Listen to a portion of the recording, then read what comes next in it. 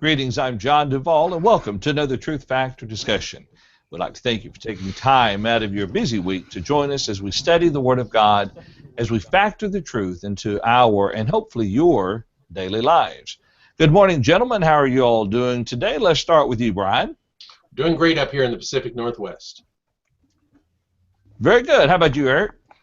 It's unusually warm here for March, and there's a strong wind blowing, which tells us that there may be some change coming. Oh, really? Okay. Mike, are you doing well today? We are doing very well today, thank you. Good. And Tom, how about yourself? Doing well here in the Pacific Southwest. Well, we did get some rain this week, which we have desperately needed, so we're happy. Okay.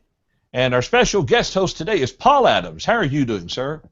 Doing great, and glad to be able to be here today. Paul, it's good to have you back with us. And you're health-wise, it sounds like you're slowly on the mend. Yes, sir. I been through a couple of one serious health problem over the last week, but my understanding from a doctor's visit is that things are moving in the right direction, and I can feel that I'm doing better. And so just take a little time, but I'll be back on top of this. Okay, well, it's good. We're so thankful that you're able to be with us. We were joking ahead of time about the name Paul Adams and how official it sounds, and so I like that. Presidential. Presidential. There we go. You might be able to trump some of the others. Wayne, how are you doing today? Oh, I'm doing fairly well. Looking forward to our study today. It's 2 Corinthians 12, maybe 13. We'll see. I hope so. Well, let's go. For 2 Corinthians 12. Yeah. Let's go ahead and we had talked some about part of this area last week, but let's go ahead and read verses. Let's read again verses 14 through 21. And my configuration's a little bit different here today, so I'm having to look off camera a bit more. So let me bring the text up and. See. Bear with me just a second here. Let's see. Who would like to read today? How about you, Eric? Sure. What translation do you have? English Standard Version. English Standard, okay. And we'll go ahead and if you would start with 14, and we'll just read again to the end of the chapter there. Here for the third time I am ready to come to you, and I will not be a burden, for I seek not what is yours, but you. For children are not obligated to save up for their parents, but parents for their children. I will most gladly spend and be spent for your souls. If I love you more, am I to be loved less? But granting that I myself did not burden you, I was crafty, you say, and got the better of you by deceit. Did I take advantage of you through any of those whom I sent to you? I urged Titus to go and sent the brother with him. Did Titus take advantage of you? Did we not act in the same spirit? Did we not take the same steps? Have you been thinking all along that we have been defending ourselves to you?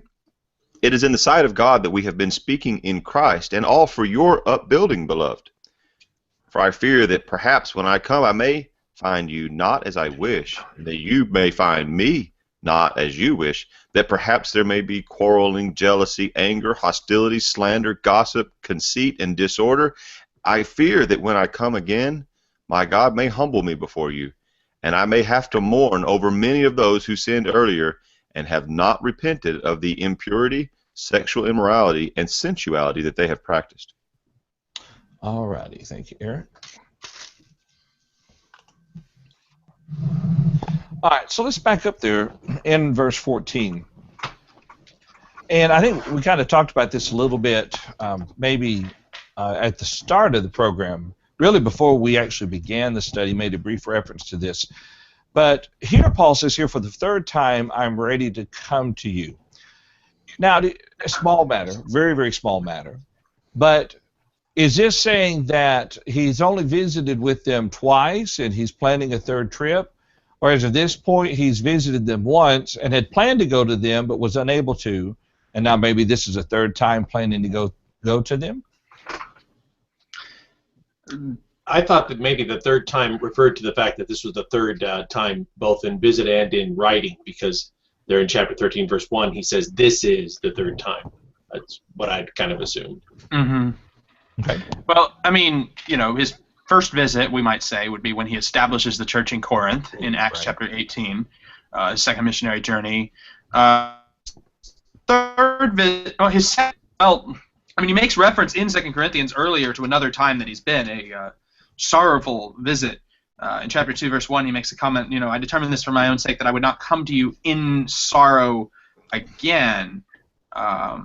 Which apparently, what had happened when he wrote 1 Corinthians, his travel plans in chapter 16 and verses 5 through 8 were to go to Macedonia and then go to Corinth and spend the winter there. That's described in 1 Corinthians 16.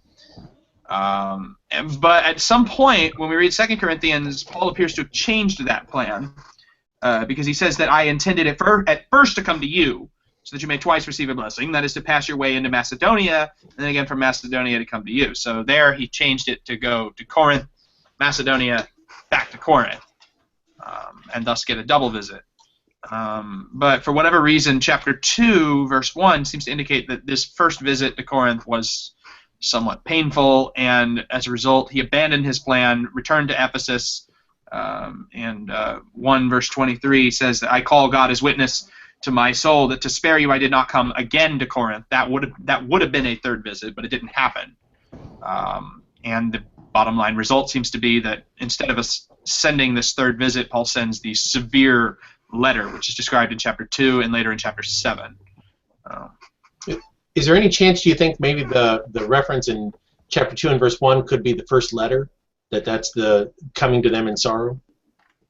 The letter itself was coming to them in sorrow? Yeah, in other words, if this second letter is the third visit, could this second visit or this other visit in 2 Corinthians 2 and verse 1 refer to his first letter where he came to them in sorrow? He says, I don't know. I mean, I think it's more natural to just see coming to them in sorrow as an actual visit. Yeah. Which, I mean, if we take this approach, we're pretty much forced to the conclusion that the sorrowful letter is not the same as 1 Corinthians, because the sequence goes, he writes 1 Corinthians, he makes the sorrowful visit, he then writes another letter in between that visit and 2 Corinthians, which is just simply lost to us.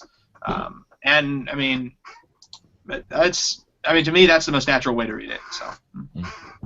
Okay, all right.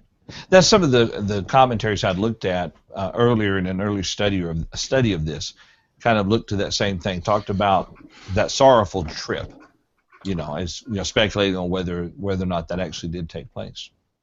But I think it's a good explanation of it. All right, notice continuing in verse 14, he goes, and I'll not be a burden, for I seek not what is yours, but you.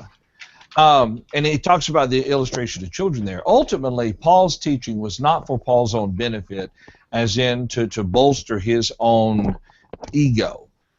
He wasn't some maniacal individual trying to be satisfied with a huge ego trip.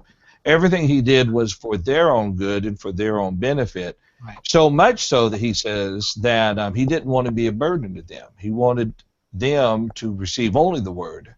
And he was trying his best to provide for himself and not to burden them, using the analogy there of the parents there. Yeah. John, I was going to say real quick, I'll let you get back to that. I also see in the idea of his not being burdensome is financial. Mm-hmm. I think that'd be the primary as thing. we've discussed throughout the letter. Yeah. But I totally agree with you. In other words, it wasn't just talking about ego where he was concerned. It's also, I'm not going to take any money from you. Well, the reason why I kind of referenced the ego portion says, for I seek not what is yours, but you. Exactly. Yeah. Exactly. But you're right, though. I think the main display of this, or manifestation, would have been in the support area. Yeah. Any thoughts about that? In this comparison to a parent, it's interesting that Paul, we've heard those stories about maybe a single mother or a mom and dad who really sacrificed a lot to see their kids off to college or to make sure that they were able to be successful, and the parent would gladly give up their own, money and time and energy and sacrifice for the sake of their children. And Paul is saying he had that same attitude toward them. And that's the opposite, as you said, of someone trying to enrich themselves at the expense of the group. And unfortunately, there's a lot of people who've fallen into that trap. who use teaching and preaching. We see them all the time on the television, but they get this picture backwards in terms of they feel like they're the ones who ought to be benefiting from this. It would be like a parent having kids, and then with the intention that the kids would make them rich instead of trying to sacrifice for the sake of the children. I was thinking about this also, and wanted to just give a few thoughts here about that. Is that Paul talks with some of the young men that he worked with about, like Timothy being his son in the faith. It seems like Paul takes it very seriously, those who he has taught, those who he's worked with, using this parent-child relationship again, the care that he has for them. The children ought not to lay up for their parents, and he's saying that he's not looking for their support, their financial goods, but instead the parents for the children. He wants to give to them. Certainly there is a Bible principle that the one who gives in his teaching is qualified to receive the financial means from those to whom he gives that there is a sharing and an equality in that. But here Paul just says that he's not going to do that. But what do you gentlemen think about the idea that here the closeness that he feels with those with whom he works, those whom he's taught, as we mentioned earlier in that preaching trip that he made in Acts 18, as well as the ongoing interaction and visit that he has had with these Corinthians, that he feels a parental responsibility. I'm not in any way suggesting he would take the title father. We could talk about that, but rather just that he is there's a closeness that he feels and a responsibility, almost like a parental responsibility, that he feels toward these Christians. Any thoughts about that? That's not unheard of for Paul to... Oh, go ahead. Yeah. He most certainly does act like a father would with his children. He called Timothy his child in the faith, did the same with Titus, and would have the same relationship with these brethren at Corinth. And no, he wasn't affiliating this with some type of a religious position at all. It was a true love of care for their souls. He disciplines these children too, as a parent would his child, and makes the corrections, makes them feel ashamed of their wrong. And so he's simply saying, whatever it takes to bring you people to an understanding, acceptance, and continuation within the truth, I'm willing to give all that I've got to help you come back to that position of truth. What were you going to say, Wayne? Well, I mean, this is a comparison he's made earlier in the letter, even. In 2 Corinthians 11, beginning of the chapter, he described them as, a pure virgin that he's betrothed to one husband, to Christ. In chapter 11, verse 1, Paul kind of casts himself as the jealous father-in-law in that analogy. But it's the same thing here. You have that parental concern for children. You might also think of Galatians 4:19, where he's perplexed at their acceptance of false gospels. He says, "My children, with whom I am again in labor until Christ is formed in you, and I wish I could be present with you now, to change my tone, for I am perplexed about you." Galatians 4.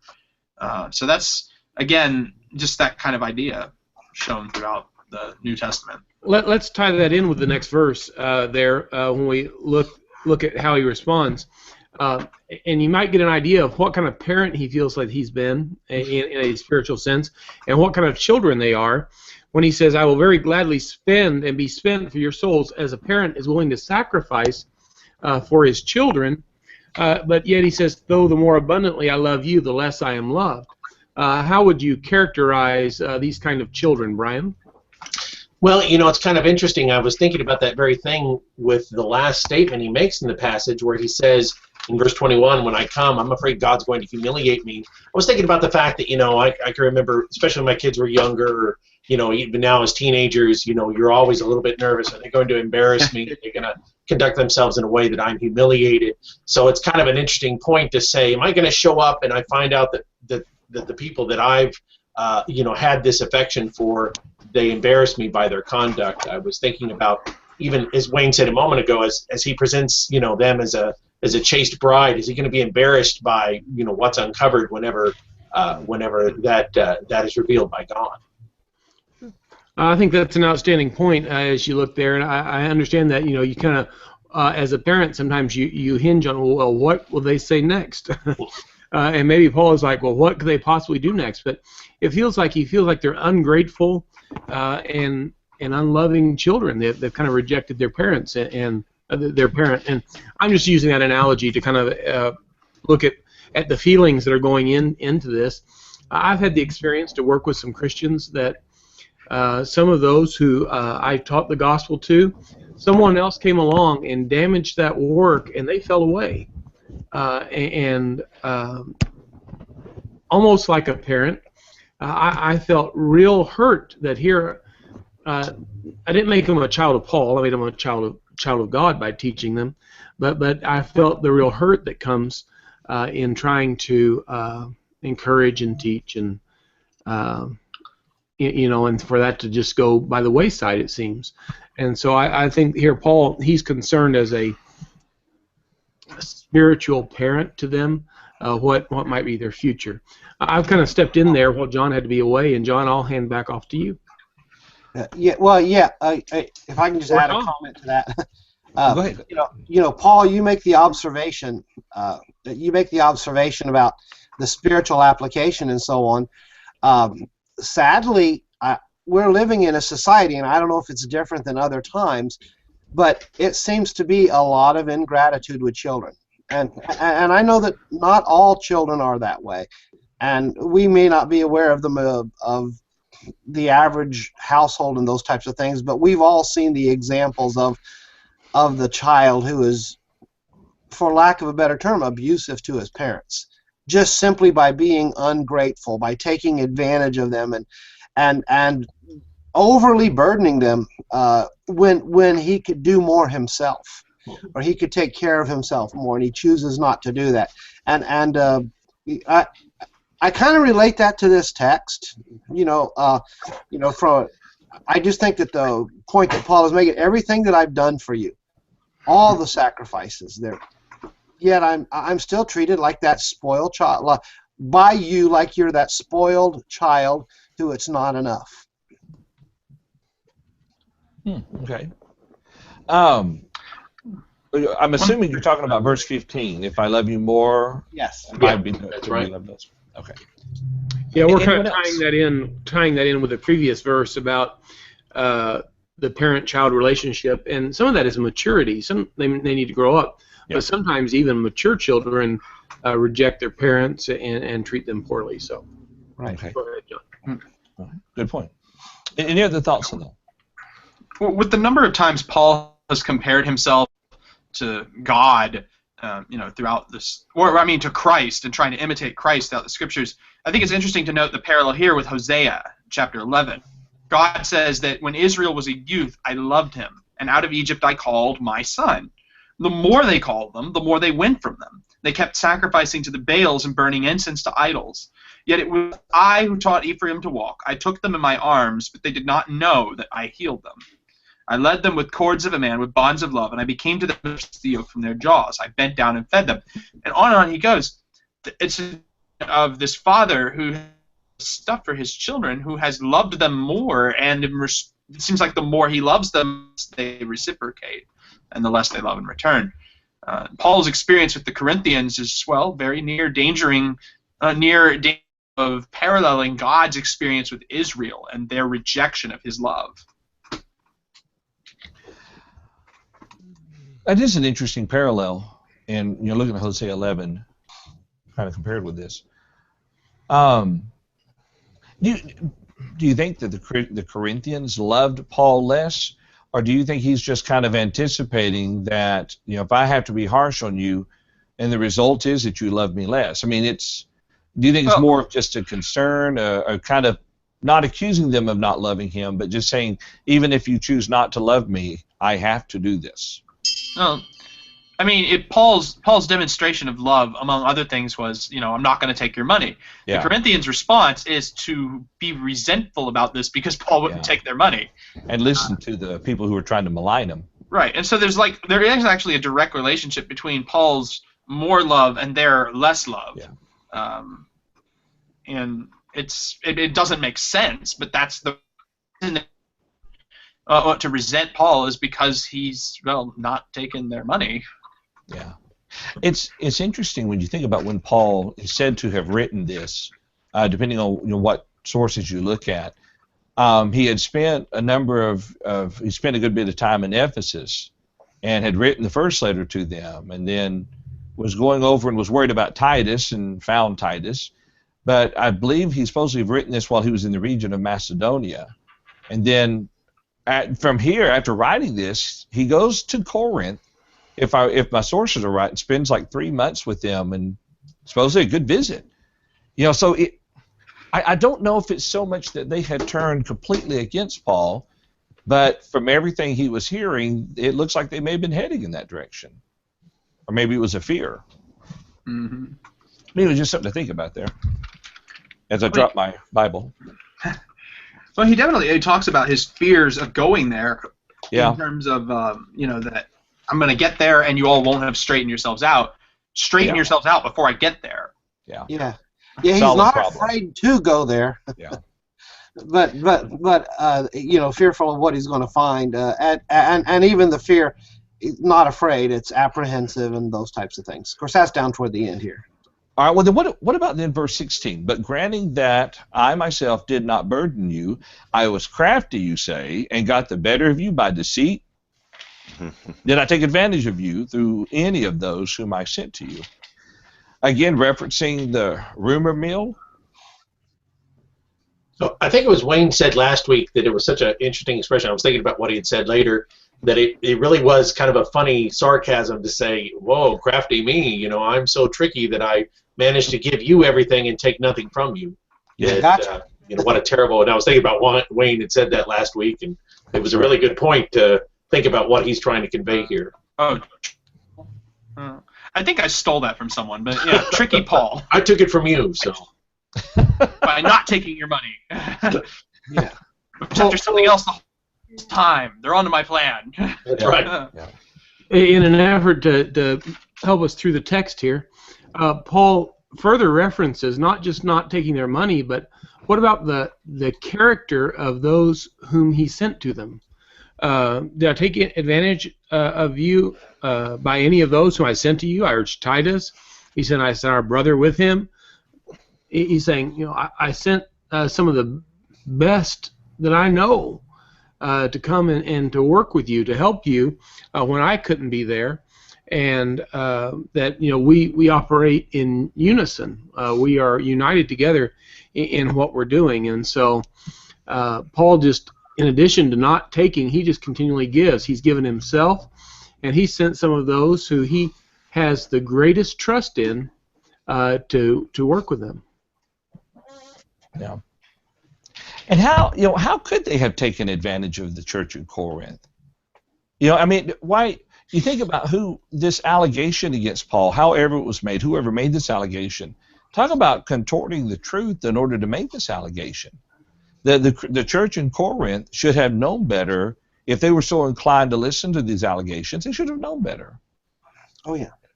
Yeah, right. Oh, sorry. Go ahead and wait. No, you. No, I was going to say, bear in mind, we just started a study in our Bible class on 1 Corinthians this past Sunday, as a matter of fact. So you get a reminder of the background of the city. Mm-hmm. The city was very affluent, as far as times go. It was kind of the trade capital of that part of the world, or that region, and so on. And so there was a lot of affluence there. There was a lot of human wisdom and all those things, a lot of things that Paul addresses in 1 Corinthians. And I kind of see that it's possible that this congregation had some means about it. That there were some within the congregation who had affluence. Yeah, affluency in some degree or another, and it would have been easy for somebody who was in it for the money to take advantage of that and use them. But Paul also knew the egos that were attached to those who had those resources, which quite often happens, not always, but quite often those who are affluent You know, the way they pat themselves on the back is when they give you something. You know, I'm benevolent, and that makes me such a wonderful person in those types of things. And Paul wasn't even going to get into that. And of course, Paul knew things, being inspired of God, and to what degree did the Holy Spirit influence him before he got to cities, so that he knew what to expect and what to do and what not to do? I don't know. We're not told. But I think of those things. Well, let me ask you this then about this particular situation. Would it be the equivalent of, we might say today that we would anticipate our friends and our allies to give us the benefit of the doubt? You know, we live in a time where, I mean, people like to gossip, people like to talk. And let's say, for the sake of argument, someone cuts off ties with, well, let's say Eric there. You know, and Eric kind of contacts him and says, you know, what's the deal? And they say, well, I heard that you've been doing this and that, and so I figured it's just best to cut off relations with you altogether. Now, Eric might, you know, be completely innocent, and having known the person for a while, would probably be hurt, you know, and would turn to them and say, now, how could you possibly have believed that about me? You know, of all people, you should have had my back and given me the benefit of the doubt. But instead, you listened to that hillbilly and chose to believe him instead of me, and you have my history there to support my my authenticity. I mean, it hurts when that happens to you, doesn't it? Oh, absolutely. And I imagine Paul suffered greatly as a result of it. Yeah, exactly. And I'm sure whatever financial benefit they could have provided, Paul could have used it, but it wasn't about the financial benefit. Yeah. And I think, speaking of that, somebody just made a comment. Let me make this big enough to bring into our. Let me bring this into our study here real quick. Because it's actually dealing with this point here. You know, so. Yeah. Let's see. There we go. And Tom, if you would, I'll have you to read that, and then we'll take comments, if any of the comments before we move on. Okay. So Jeremy here says, just a thought that popped in my head. What about the collection? Paul did not take funding from the church at Corinth, yet asked them to give money. Then sent Titus and another brother to perhaps get the money collected. We know that these are people speaking against Paul because of the money. So now, look, Paul knows we're onto his scheme. He sent Titus instead of himself coming here himself. Oh. And so that's a good observation. And incidentally, all of that lends into, you know, this observation. If we suppose that there was affluence there, they had the ability to help others, and Paul is encouraging them to do that. But it's not about him. It's not about him receiving resources, you know. I hadn't thought about that point. I'm sitting here wondering, what could Paul have done that they could have used against him? Well, this was it. You know, accuse him of really not collecting the money for the needy saints, but for himself, maybe. Yeah, exactly. And if you notice the clarity with which he absolves himself, you know, 1 Corinthians 16, 1, 2, and 3, whoever you choose. Yeah. Whoever you, and we even went into that in the. And if you think about that in light of the appeal he makes in 2 Corinthians 8, you all made a commitment, and let me tell you about these brethren in Macedonia who are in deep poverty, but yet they sacrificed for this. You know, I think the implication is the brethren in Corinth were not in deep poverty. Okay. Any other thoughts on this? I mean, yeah, Paul. If their accusations against Paul had any substance to them, you know, Paul's, you know, he's not taking our money, but he's secretly trying to take our money from the collection. It's like, wait, why? What exactly is it that you think? Is he, you know, rude because he's rejecting your patronage, or is he a thief and because he's trying to sneak money out from under the table? Which is it? Yeah, whichever one benefited the critic the most. You know, I mean, because you go to the third example, which is we've already talked about this. He's too good to take our money. Oh. You know, so you got that side of the coin. And Well, like I said, which one is it? Whichever one benefited them the most. I say that because we are in a political year, and without getting into the politicians or anything, other than the general overtone, you know, isn't it convenient how people find something wrong to say about somebody else? In whatever way benefits them the most, and they might be critical of one person, one thing they say on one day, and then the total opposite the next. I'm gonna have to silence because I got a distraction here. So, I mean, it's what the Corinthians do, I guess, is. I mean, it's a classic example of what we call kettle logic, where people use inconsistent arguments to advance a position.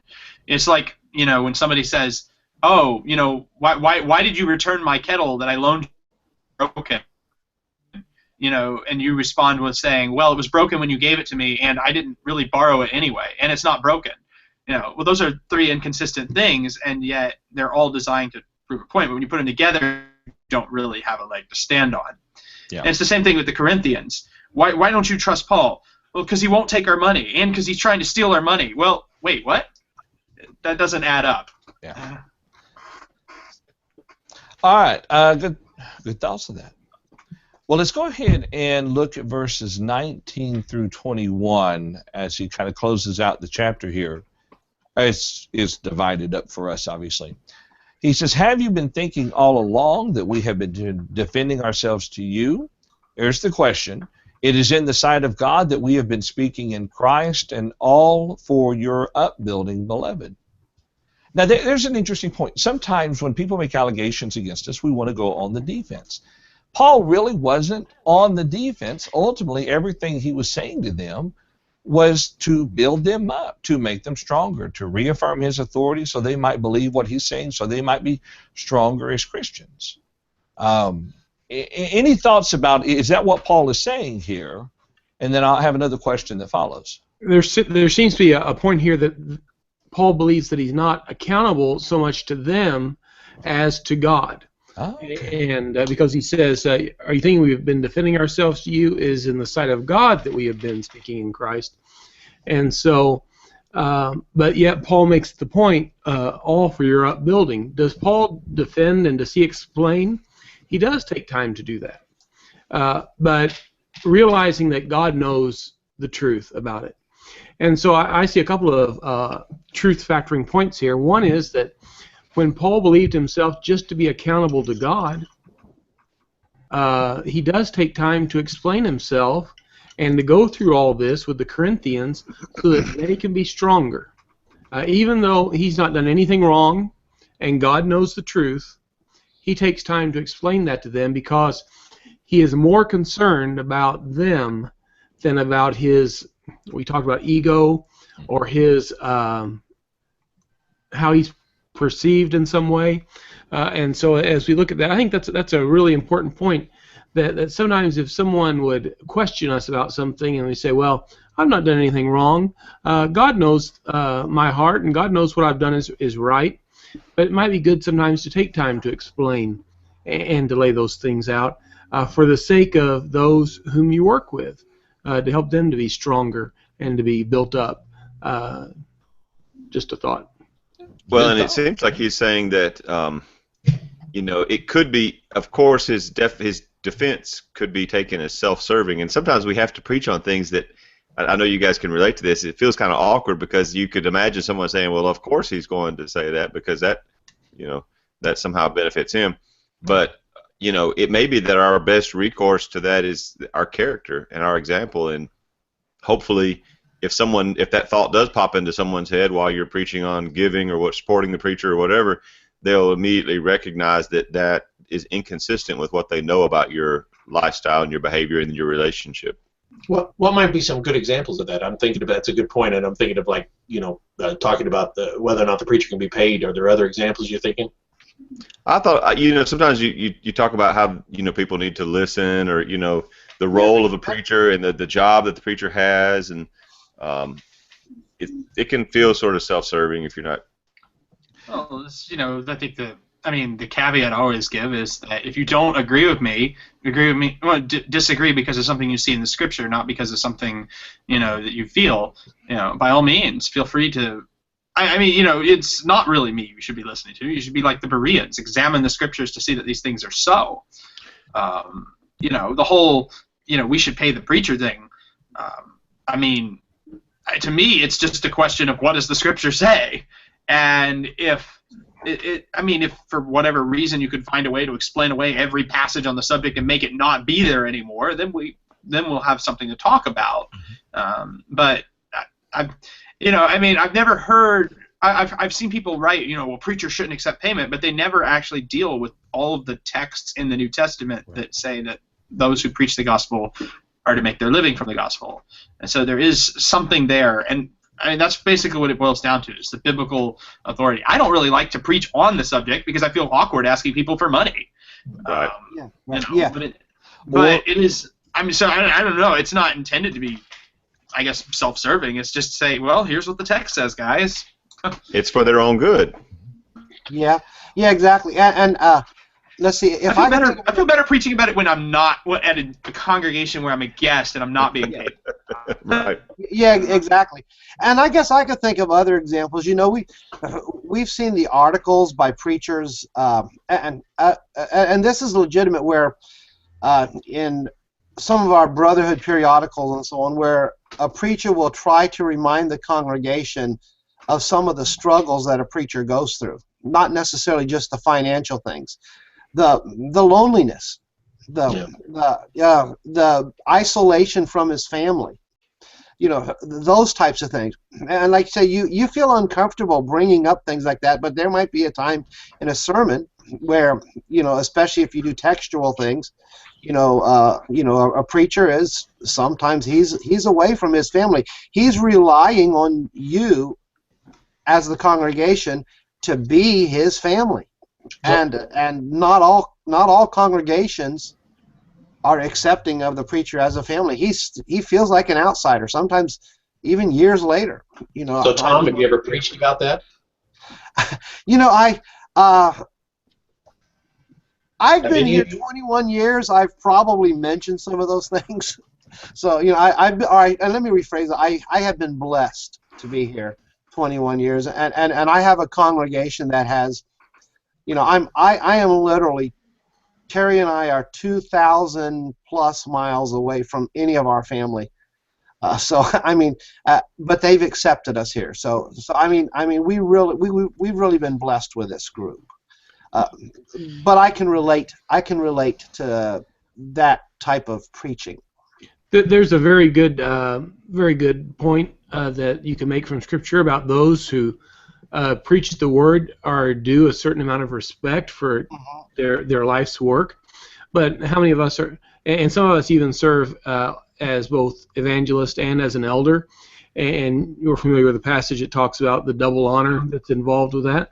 How many of us are going to preach on that regularly? Not me. I mean, that feels very self-serving. It feels very, like, hey. Well, but Paul tweaked that a little bit. Yeah. You're talking about the double honor, and I agree with that. But you and I both serve as elders, and when we have to preach a lesson that talks about the congregation's responsibility to obey those that have to rule over you, we have to make certain that they don't get the impression that we're saying, aha, now you have to do what I tell you to do. But some people could view it as that. Yeah. And that's kind of, to me, that's almost even has a greater potential than even preaching about support, because there have been some preachers who have abused the position of serving as an elder. Yes. And we have to be careful that while we preach on that, we don't do that. And in looking at that, we are cheating those whom we labor with if we never address those topics, because they need to be addressed. But we have to make sure that we do it in a way that we don't experience that same thing that Paul mentions there, that it appears that, well, of course he's going to say that. Look at who he is. So. Yeah. Well. Here's a thought. How many of us are fearful, if you will, that this conversation that we're having right now will be heard by somebody and view it as self-serving. We have members who are watching, I suspect. If not, they may catch it later. Yeah, I got someone right now listening in the chat room. I want to make sure he hears all this. So. And no, I don't think so. I think that I think that we conduct ourselves in such a way as that they know that, it's just a concern to be careful about how you say things, and that's all it is. And to make sure that you don't come across in some kind of a lording it over, or listen to me just because of how great I am, or you need to treat me in such a way. I think you all know from my experience how my relationship with the church here, that they are better to me probably than I am to them, and that's not humility. That's just something I've been reminded of an awful lot over the last month. So right. Absolutely. And of course, well, I'm making that observation because can we relate to that in the way that Paul is writing this? All these things that Paul has said over the course of the last 2 or 3 chapters that we've been talking about. We've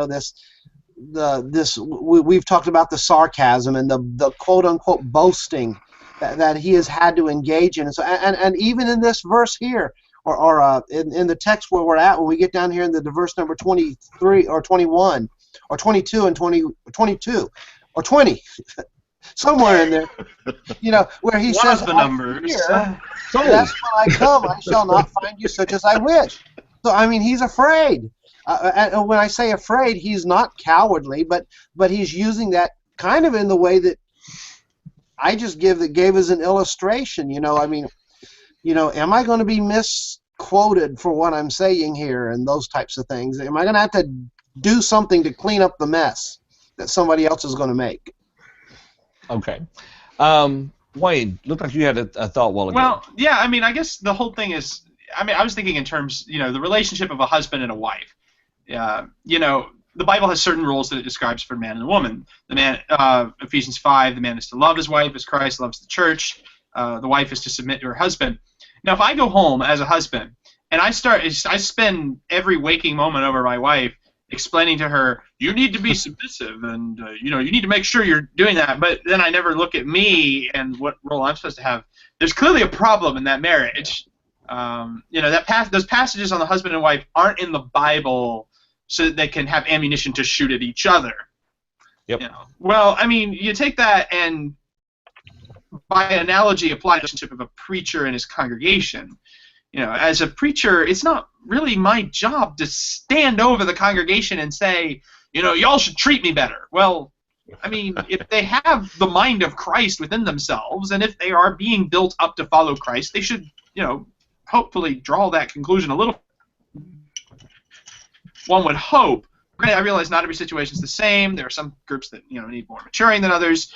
But our first and foremost goal ought to be, that to produce in them a deep-seated commitment to biblical authority and to the love of Christ and to those basic first principles. And if they have that will in themselves, if they have that initiative, some of these conclusions should follow on their own. Hopefully, one would think anyway. And of course you hear stories about preachers being shortchanged. Whatever reason, they're being underpaid or being mistreated or whatever the case may be, and whether they bring it on themselves or whether that's a symptom of a lack of the mind of Christ in a particular group, or maybe some combination of both. I don't know. Every situation's unique, but it would definitely make a world of difference if people would first and foremost adopt Paul's philosophy of trying to imitate Christ.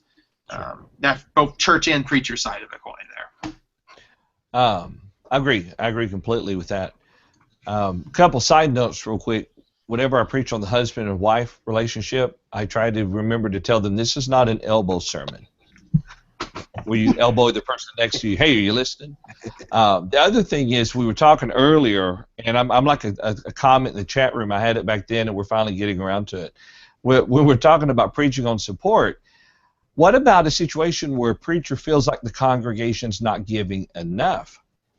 I've known of preachers who would preach on that, not accusing them of not giving, but basically saying you're not giving enough. That's hard, and I'm not sure proper. All right, But let's see. Go ahead. I mean, I guess as far as giving and quantities and things like that, I mean, ultimately, how much money somebody chooses to give to a church treasury is a judgment call. Yeah. And if if the preacher gets up and says, "Okay, guys, we're short on funds. We're not making ends meet here. We need people here to consider reallocating their funds." That's just simply a practical request. That's nothing wrong with that. And if people choose to reallocate their funds to help the need that they see, then so much the better. It shouldn't be viewed any different than any other need that we're being told about. But see, that's the point. It's about needs being met within the local congregation. And guys, we're going to lose the building if we don't start giving more. We're going to have to cut off support from Billy Bob over there if we don't give more. I mean, and everything. So I can see practical applications, unless it's self-serving. If it's self-serving because preacher wants a raise and the congregation can't give it to him, and so he says, y'all need to start giving more so I can go buy a boat, might have a problem there. Yeah, jet. Right. Ooh, private jet. Right. We need to start a GoFundMe page for Truth Factor so we can all buy our own private jets. Well, let's be honest. Fishing is the apostolically approved example. So, so the boat would be better. Boat. All right. One thing that those articles you talked about, Tommy, where people, it's like 12 things that every preacher wishes people knew, and yeah. Oh man, I don't know why. It's probably just my personality, but I don't. Those things always rub me the wrong way when there's a lot of different occupations where people will share those things. It sounds a whole lot better coming from someone else than it does from the person sharing.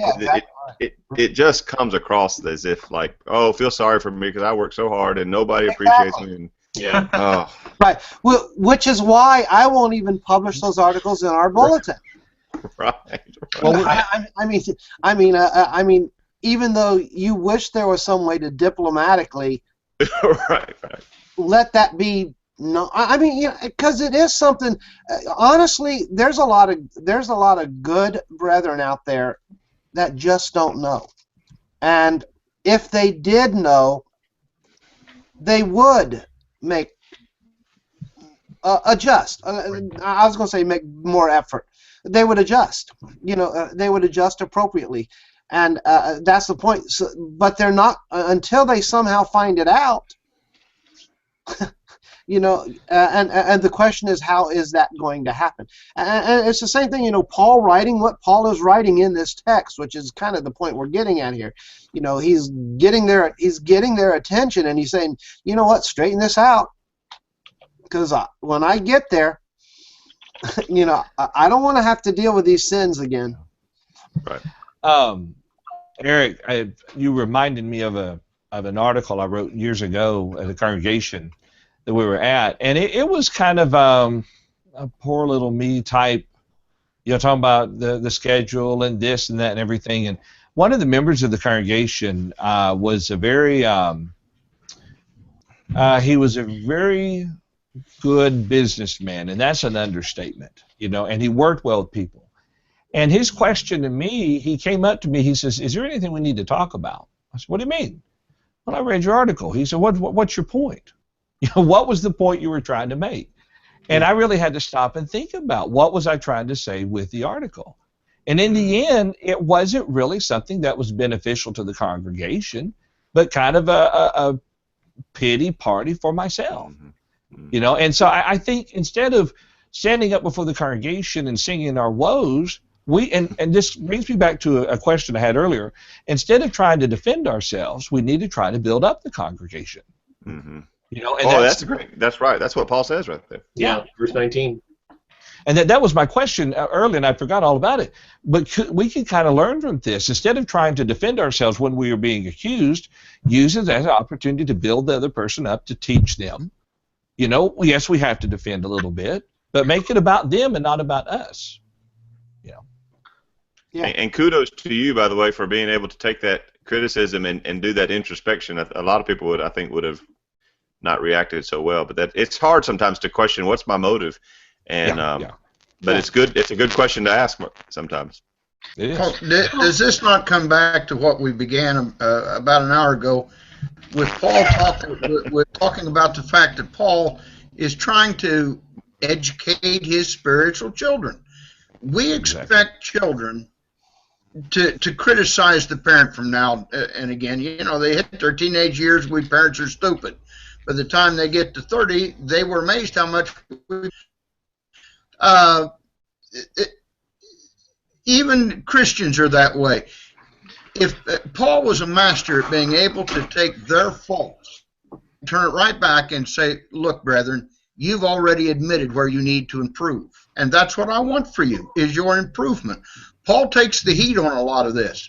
But I'm thinking here as well, Paul loved these brethren so much that regardless of what accusations they'd put toward him, he'd suffer it in order to make them better in the faith. I look at that in the preaching work that I've been doing and that we all do. There's a lot of criticism that we're not going to talk about.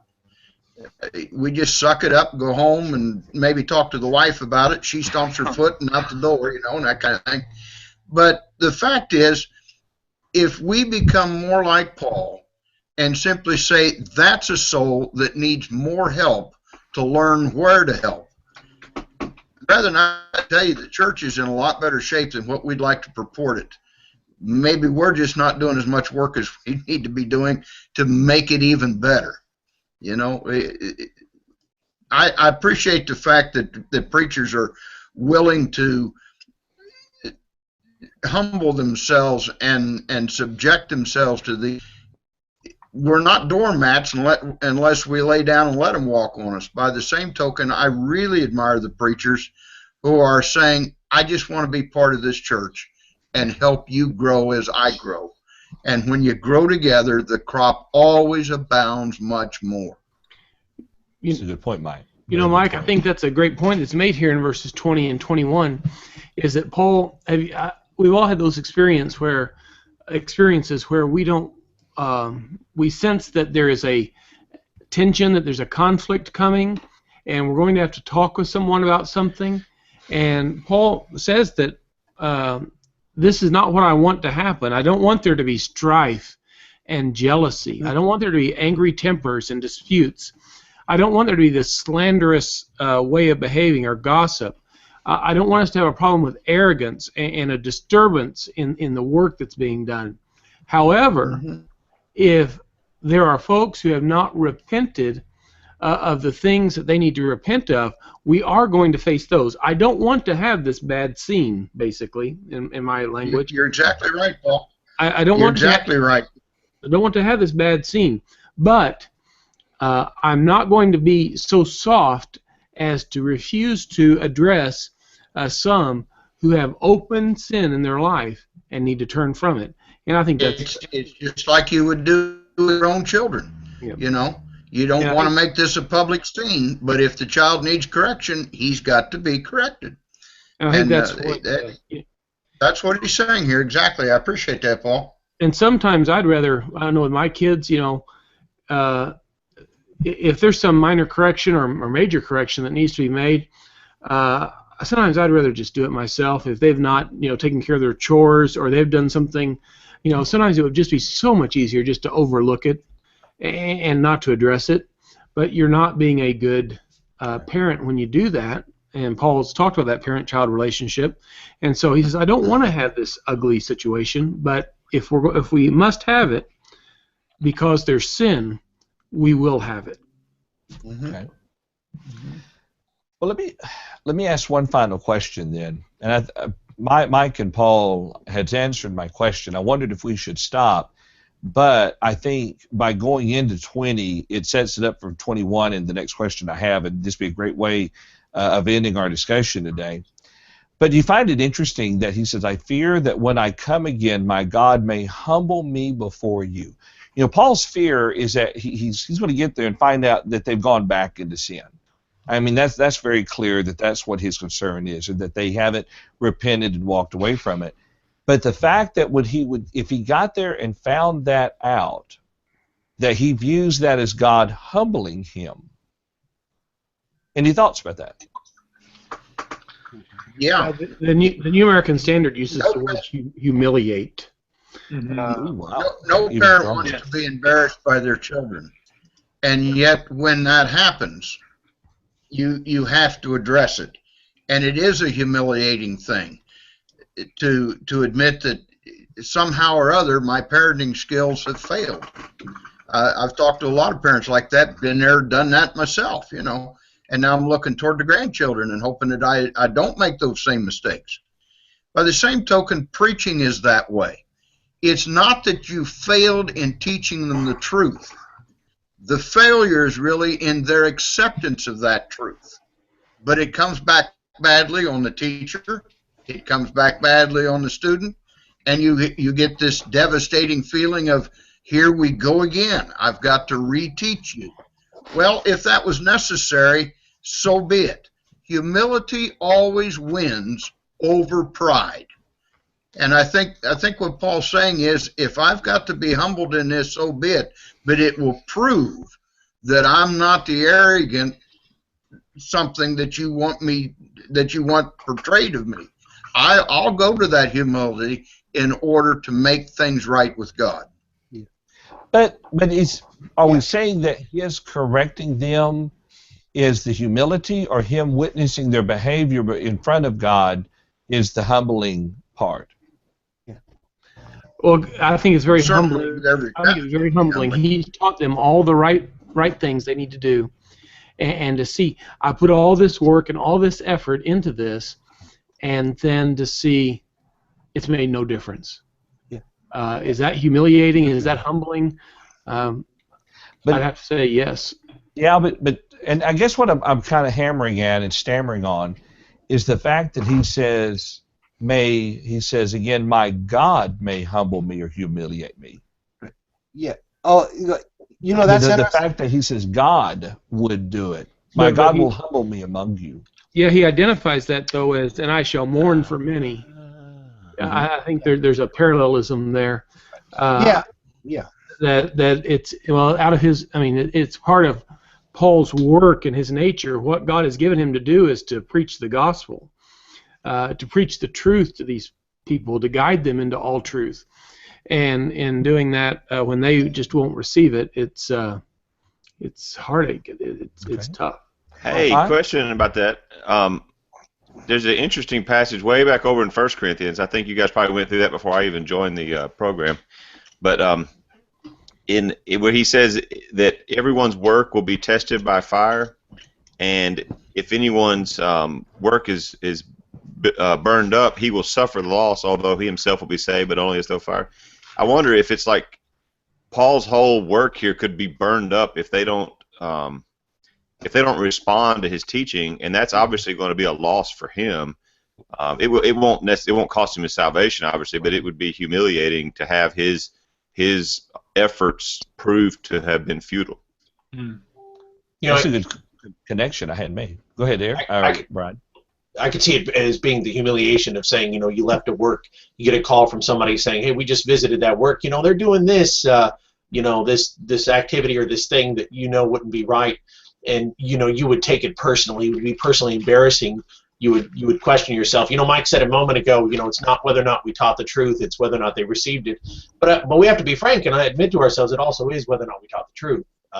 You know, it might be the case that we didn't make it clear. I mean, it does fall on us, and that could be something we have to examine too. Right. Yeah, and I put this in terms of a parent. How many of us as parents want to be proud of our children? And I mean that in the good way. You know, and we want to be proud of them as they're doing the right things, but when they do something that causes us to be disappointed, to mourn over them rather than being proud of them at that time. I kind of envision that with Paul here.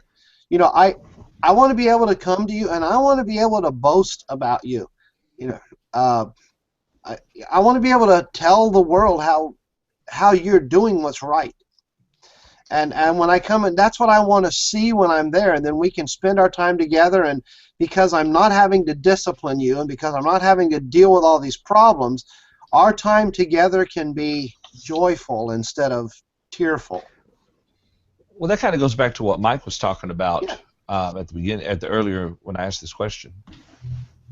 Yeah. Well, a lot of this is rhetorical too, right? I mean, this is Paul's way of achieving the end he hopes for. I think he, as the Hebrew author says, but in your case, we hope for better things. I would assume he's hoping that won't be the case. That it's sort of a rhetorical way of putting that pressure on them to do the right thing. Similar to what it says in chapter 9. That he's boasted about them so much to the Macedonians, he doesn't want to show up and have his boast be proven false. Well. Yeah. But I still come back to the phrase, and I fear that when I come again, my God may humble me before you. That, to me, that's still perplexing, and I think maybe here's the direction I'm looking at it from. Paul had a lot of success in teaching the gospel. Many people had obeyed the gospel, and the church at Corinth was a successful work with some problems and issues. And it might, if they were to completely fall the way that he was fearing them, it would definitely be a way of reminding him that he wasn't perfect, and it would be a sense of humility given to him by God. I mean, that's what's kind of stumbling me over this, or where I keep coming back to. If he gets there and finds that they have fallen into sin, then he views it as his God would humble him or humiliate him before them. Maybe it's kind of like you remember when Joseph is in Egypt, and all the bad things that happened to him, all the sin that was committed in mistreating him, both by his brothers and others, that he says that you intended it for evil, but God intended it for good. Maybe in taking the sins that a congregation like Corinth maybe were involved in, that God could teach Paul an important lesson that he needed to learn even in that, and that would be a lesson of humility. That's a possibility, yeah. The English Standard Version study notes, Paul says, I don't like the wording on it, but God may humble Paul before the Corinthians by using Paul as an instrument of their excommunication, which will mean Paul may have to mourn over the rebellious. I don't know. I still struggling with that one. But I think your example of Joseph and what he went through for the good of his family might be a way of looking at that. Mm-hmm. Any other thoughts? We have one comment in the chat room we might grab in before we wrap up. Oh, thank you. I took that off my screen, or went looking at it. Jeremy Kinney there. Let's see. Back up. Let's see. Let's start with Brian. I'm going to switch this over and have you to read it, starting with your comment just before. Okay. And you can read it in your own voice if you want to. I appreciate that. I do accents well, but okay. 2 John 1 verse 4, I was very glad to find some of your children walking in truth, just as we have received commandment to do from the Father. That was back when we were talking about whether or not he would be pleased to find children that were faithful. Then Jeremy Kinney makes the comment, it was God that allowed the thorn in the flesh to remain, so that he wouldn't be exalted above measure. So it seems God would definitely use some means to humiliate him further, if needed. And then I made the statement, I was thinking about that too, that the messenger, and I meant the messenger of Satan, the thorn in the flesh, came to humble him as well. Good point. That's a very, very good point. Making another comparison there with Paul, because it would be right up there with Paul's sufferings. You know, even when you have to go and correct your brethren, it's a form of the suffering that you have to go through. You know, a brother who I love a great deal talked to me about my situation with a couple of health issues over the last month that have been trying, and he said to me, and not attributing what's happened to me to God, inflicting this on me. We're not going to play Job here, but instead he just said that there may be some really important lessons that I can learn, and I have thought about that probably every day, about what can I learn today from the facial distortion that I have that's supposed to be temporary, from the speech impediment that I have that again is supposed to be temporary, from the hospitalization that I had with the blood clots. What can I learn? How can I learn more humility? How can I learn more compassion for others? Less trust in myself, whatever it is. And that's been a challenge to me, that he reminds me of that every once in a while, this brother.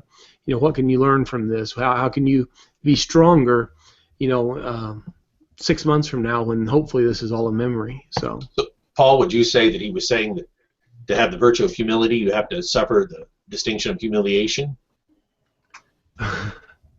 I'm not sure that not sure that he was applying that exactly that way.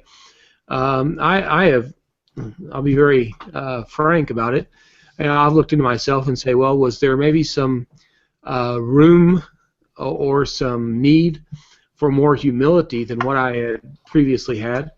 And was it something that I need? Or maybe rest.